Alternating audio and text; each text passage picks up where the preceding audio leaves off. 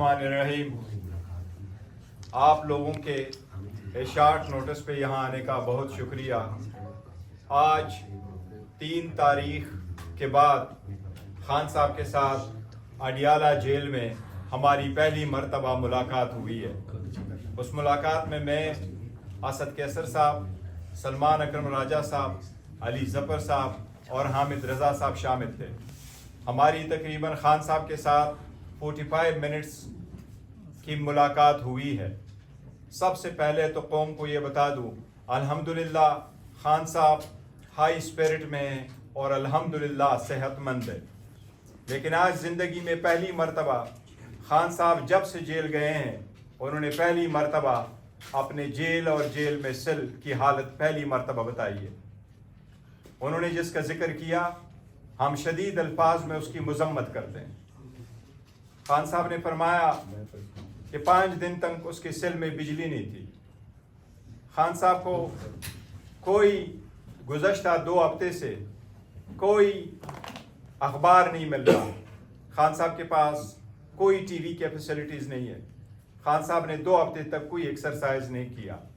खान साहब अब भी 2.5 घंटे अपने सेल से बाहर आते हैं, लेकिन इसके बावजूद खान साहब हाई स्पिरिट में हैं और पूरे कौम के लिए उसका पैगाम यही है कि मुझे 100 साल भी इस जेल में, इस सेल में गुजारना पड़े, मैं गुजारूंगा, लेकिन मैं कौम की आज़ादी, इस कौम की खुद मुख्तारी, इस पार्लिमान की मजबूती, आइन की बालादस्ती, कानून की बालादस्ती के लिए हूँ। इंशाअल्लाह ताला आप पुरअमन रहे और आप इंशाअल्लाह ताला मैं लेट डाउन नहीं करूँगा।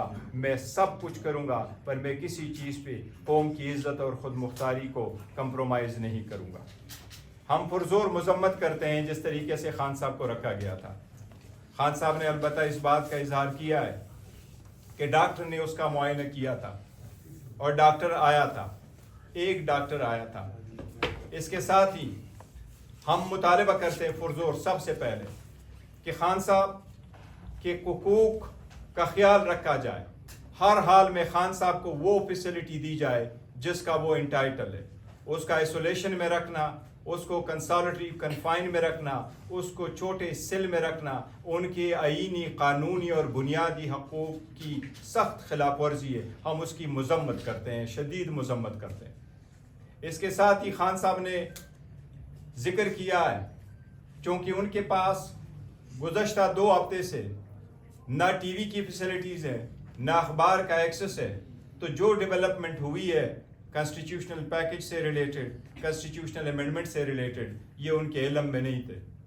खान साहब को हमने बताया है और खान साहब ने अपनी बहन के अरेस्ट पे अफसोस का इजहार किया है, लेकिन खान साहब ने कहा मैं और मेरी ख़ानदान हमेशा कुर्बानी देंगे। ये स्ट्रगल जो मैंने शुरू किया है, इस स्ट्रगल में मैं, मेरा ख़ानदान, मेरे बच्चे और पूरा मुल्क इंशाअल्लाह ताला मेरे साथ होगा।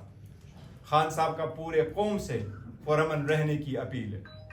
खान साहब यही कह रहे हैं कि ये स्ट्रगल 27 साल तक इस आइन की बालादस्ती, कानून की हुक्मरानी के लिए मैंने किया है और इसी तरह इंशाअल्लाह ताला इसको सर अंजाम दूंगा। खान साहब के साथ हमने आइनी पैकेज की जो बात चल रही है, कॉन्स्टिट्यूशनल तरामीम जो हो रहे हैं और जिस तरीके से उसको चलाया जा रहा है, इस पे जितनी डेवलपमेंट हमारी मौलाना साहब के साथ हुई है, हमने उसका तज़किरा किया। खान साहब ने हमारी मौलाना साहब के साथ जो गुप्त शनीद चली है, जो पैकेज और जो हम उनके साथ बातचीत करके जिस ड्राफ्ट के मुसव्वदे की तरफ जा रहे थे, खान साहब ने उसको पॉजिटिव अंदाज में लिया है और हमारे और मौलाना साहब के एंगेजमेंट को अप्रिशिएट किया है। खान साहब ने मौलाना साहब की तारीफ की है कि वो इंशाअल्लाह हर सख्ती में हमारे साथ अदलिया की आज़ादी के लिए खड़े होंगे। चूँकि खान साहब 2 हफ्तों से इनसे सबसे लाइलम थे और हमारी मुलाकात सिर्फ 45 मिनट रही है और उसमें सबसे पहले खान साहब ने 15-20 मिनट अपनी हालत बताई है। उसके बाद जब हमने तज़किरा किया है, अभी हम करना चाह रहे थे, बिकॉज हमें ये उम्मीद थी कि हमारा 1.5 घंटे की मुलाकात होगी खान साहब के साथ। अभी हमारे 45 मिनट की मुलाकात नहीं हुई थी कि पुलिस वालों ने कहा कि मुलाकात का टाइम ख़त्म हुआ, इसलिए हमारी जो मशावरत है वो खान साहब के साथ मुकम्मल नहीं हो सकी। लेकिन जितनी मशावरत हमने खान साहब के साथ की इस कॉन्स्टिट्यूशनल अमेंडमेंट पे, खान साहब ने ये ख्वाहिश जाहिर किया कि बड़ा सीरियस मैटर है, ہم اس لیے اس پہ مزید انگیجمنٹ مولانا صاحب کے ساتھ جاری رکھیں گے. خان صاحب نے 4 نام بتائے ہیں.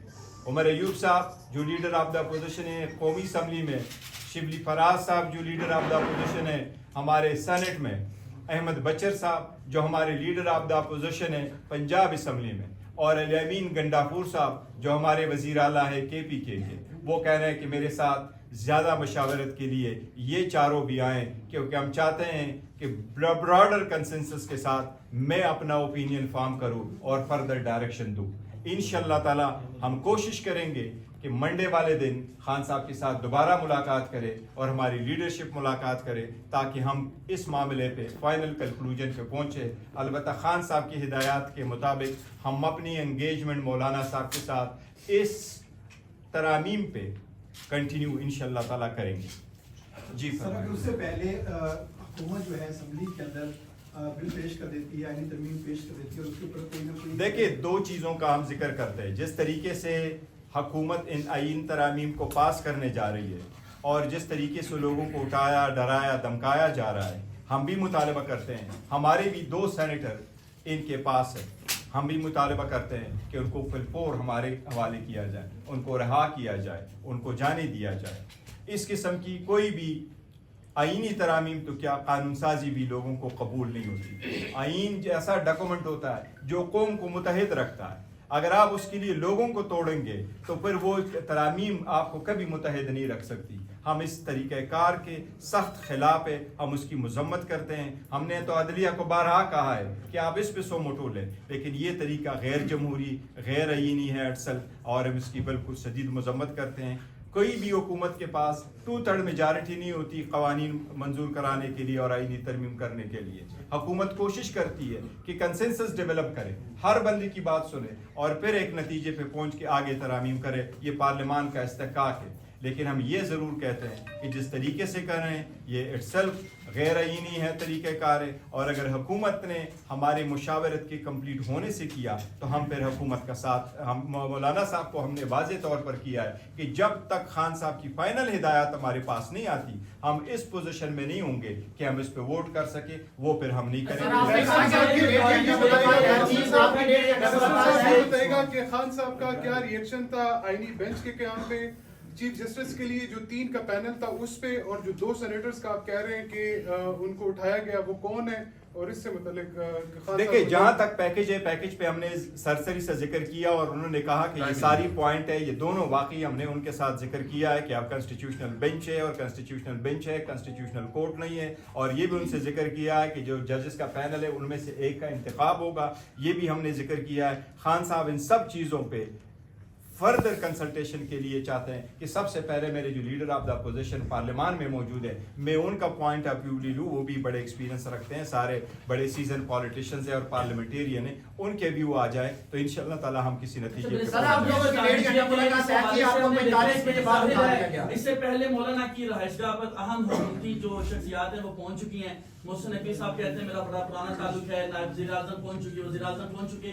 اگر مولانا کسی بھی صورت حکومتی جو وہاں پہ لوگ موجود ہیں ان کو لچک دکھاتے ہیں تو جو مینڈیٹ ظاہر نظر آ رہا ہے کہ مولانا صاحب کے پاس ہے, پاکستان طریقے صاحب کیا کریں؟ دیکھیں پاکستان تحریک انصاف اس وقت پاکستان کی سب سے بڑی پولیٹیکل پارٹی ہے. اس وقت ہمارے پاس پارلیمان میں سب سے زیادہ اپوزیشن میں اگر ہے وہ ہم ہیں. لیکن مولانا صاحب ہمارے ساتھ ہم نے یہ کمٹمنٹ کیا تھا کہ ہم دونوں مل کر کے جو لیجسلیشن آئے گی ہمیں ایک جیسے سٹینس وہاں لیں گے اور پروسیڈ کریں گے. ہمارا اس وقت کسی چیز پہ اتفاق نہیں ہوا کیونکہ وہ جو ڈرافٹ موجود ہے اس پہ اب ہم چل ہی رہے تھے. اسی دوران ہم نے ملاقات کی. اگر اس سے پہلے حکومت اپنی مرضی سے کرواتی ہے پھر حکومت کی ثوابدید ہے اگر وہ کرنا چاہتی ہے.